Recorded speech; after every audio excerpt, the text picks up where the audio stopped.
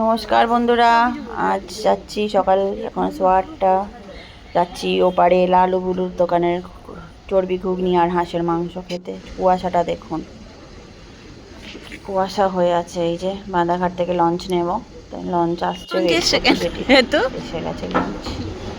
আমি আর আমার বোন যাচ্ছি, ওর ওপারে ওর একটা ফ্রেন্ড আছে, চললাম। বাবা এই তো উঠতেই পারবো না দিক দিয়ে আমি। প্রচুর কুয়াশা সকালবেলা, ঠান্ডা সেরকম লাগছিল না, বাট কুয়াশাটা খুব ছিল। এবার লঞ্চ ছেড়ে দিল, সকালবেলার দিক তো ওই জন্য তাড়াতাড়ি ছেড়ে দিল, কিছুক্ষণ ওয়েট করিনি, 5 মিনিটস মতন বসলাম, ছেড়ে দিয়েছে লঞ্চটা। মানে এত কুয়াশা ছিল কি বলবো, যে হাওড়া ব্রিজটাও দেখা যাচ্ছিল না ছোটো পাশ হয়ে, হাওড়া ব্রিজেও কিছু বোঝা যাচ্ছে না। চললাম ওপারে,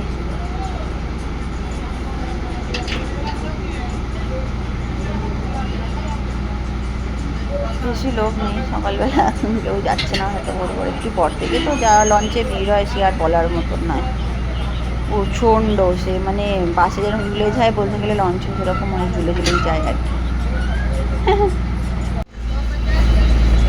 মন্দির আমাদের ঠাকুর,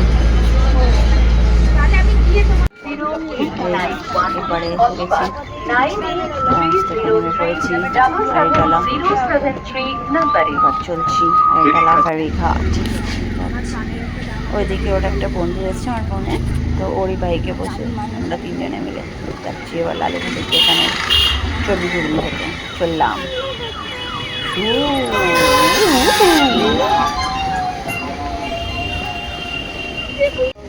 এই মজা আসছিল আমার, মদ খেতে এসেছিলাম, মোটামুটি এসে গেছি। ওই দেখুন ভিড়টা দেখুন, দোকানের সামনে সকালবেলা ভিড়টা দেখুন, কত লোক ভোরবেলায় চলে এসেছে আমাদের মতো। এরা চা খাচ্ছে, আমি যেহেতু চা খাই না, ওরা চা খাচ্ছে, একটু ওয়েট করি, তারপরে চর্বি ঘুগনির টাইম আসবে আমারও। আমি ফার্স্ট টাইম খাবো অবশ্য। এই তো 3টে ঘুগনি, 3টে ডিম সেদ্ধ। উফ, অসাধারণ লাগছিল আমার মনে হচ্ছিল আমি 3-4 প্লেট আরও খেয়ে নিই, বাট ঠিক আছে, নো প্রবলেম, অন্যদিন খাবো। দিয়ে দিল অসাধারণ, ওর ওপর দিয়ে একটু নুন দিয়ে দেয়,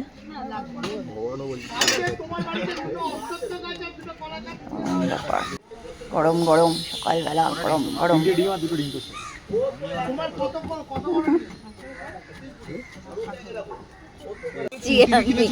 লঙ্কা দিল, আমরা বারণ করছিলাম কিন্তু লঙ্কা বলছে একটু দিন, ভালো লাগবে। ডিম এসে গেছে ওর মধ্যেই, যার আর ছাড়াচ্ছে ডিম।